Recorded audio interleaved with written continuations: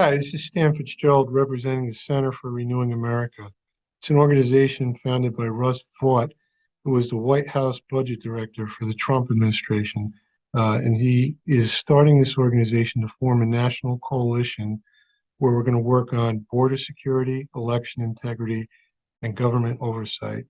One of the things that Russ specifically asked me to do was rip his videos and put them on our platform. So for starters, we're going to do that.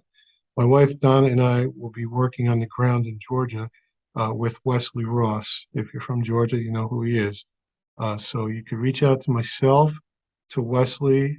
We'll get you connected with the long-term plan if you want to help us. And we're going to be officially partnering with Veterans for America First to use our platform to reach more people in this effort to help save America. So please watch these videos, visit the website. I'll be on weekly calls with the team, and we'll keep you updated on how you can help. Well, about 5 years ago, the Hillary Clinton for President campaign paid a British spy called Christopher Steele to produce a document now known as the Steele dossier, which, despite the fact was fraudulent, really hamstrung the Trump administration virtually for the entire 4 years.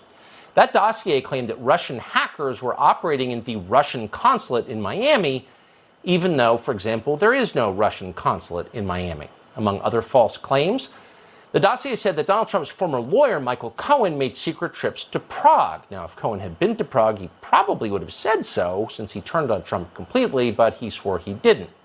Most famously, the dossier said the Russians possessed a lurid tape that they were using to blackmail Donald Trump, the famous P tape.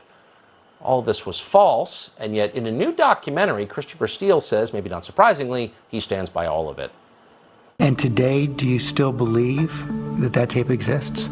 I think it probably does, but I wouldn't put 100% certainty on it. So how do you explain, if that tape does indeed exist, it hasn't been released? Well, it hasn't needed to be released. Why not?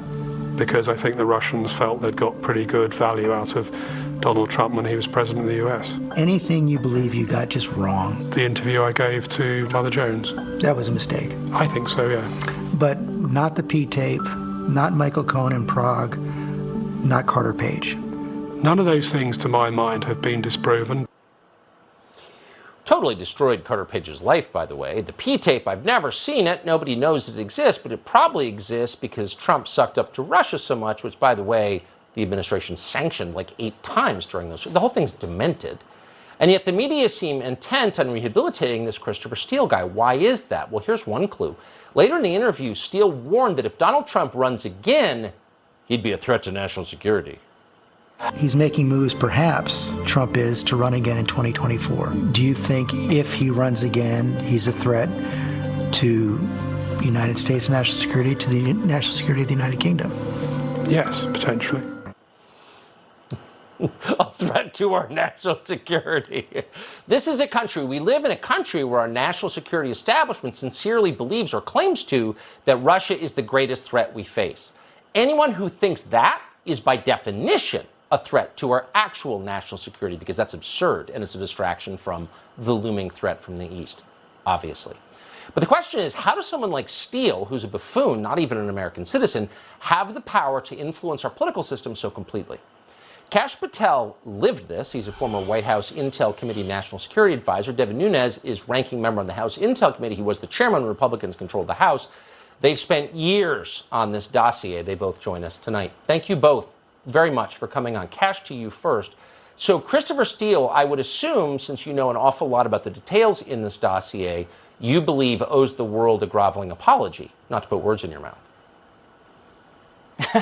An apology would be starters. Thanks for having us, Tucker. Look, Devin Nunes was strong enough to lead the charge that unearthed the false allegations in the dossier that the Hillary campaign paid for it. More fraudulently, crooks like Lisa Page and Peter Strzok, coupled with Christopher Steele, ran a false investigation into Trump for 14 months. Not just one FISA application, 4 FISA applications. And this guy now lit the world on fire, and he now wants us to apologize to him for misleading millions of Americans. I think that is the height of hypocrisy, and that is why people hate the FBI so much, including Christopher Steele as its greatest source in the last 20 years. Yeah, that's for sure. So, Congressman Nunes, I mean, One of the effects of the Russia hoax was to prevent the last administration from cleaning house in the permanent bureaucracy. And maybe, just a guess, you tell me that's one of the reasons the so-called intel community and the DOJ, the second Biden took over, were still there in full force to, take away the civil liberties of Trump voters.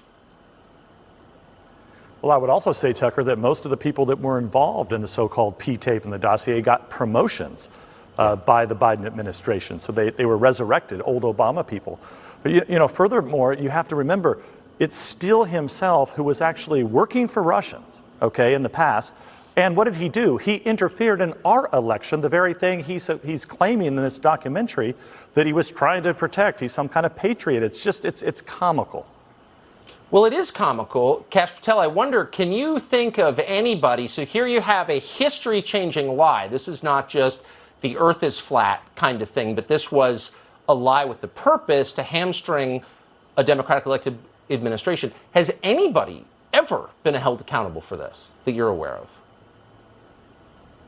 No, not internally at the FBI, but I hope John Durham's on the march to secure indictments against. Look, Christopher Steele and the FBI knew from jump that the information was bogus. They fed it to a court anyway, and they lied about it in the media and possibly leaked classified information.